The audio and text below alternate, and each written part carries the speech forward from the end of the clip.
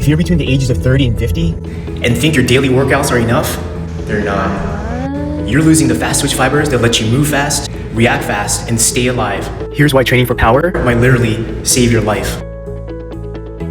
Rate of loss of muscle mass as you age is something like 0.5 to 1% per year. Loss of muscle strength is double to triple that. Loss of muscle power is triple that. The atrophy of fast twitch fibers is the almost exclusively the problem of aging in muscle. You have got to maintain fast twitch fiber size.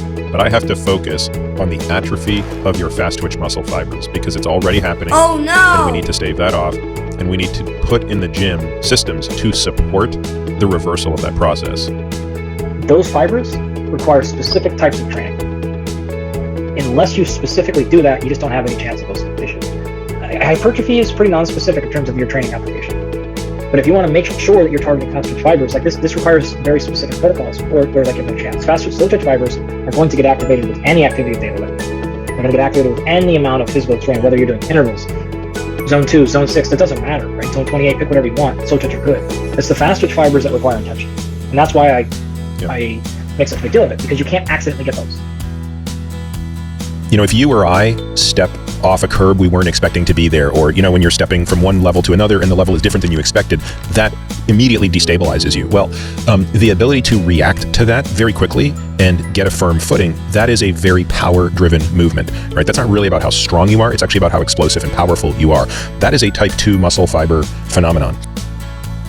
But by the time we're talking about octogenarians and nonagenarians, the annual incidence of falling is at least 50%. The risk of death from that fall, depending on the series you look at, will be somewhere between 15 and 30% of those falls, if they result in a broken hip, will result in fatality within the 12 months that ensue.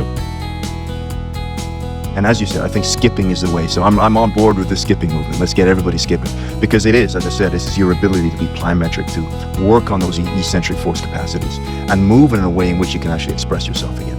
I'm glad you mentioned jump roping. I used to skip rope for warm-up for boxing. Skipping rope is something that obviously has a cardiovascular component. There's the conditioning component, there's timing. That you can push off of it with leverage. If you lack that capability, all those stresses that are supposed to be borne by the foot go up into the ankle, into the knee, into the hip, into the low back. So learning how to land and start to train your body to experience ground reaction forces the right way is so critical to all other function and all other disability up the kinetic chain. And jumping rope is like one of the best ways to learn how to do that.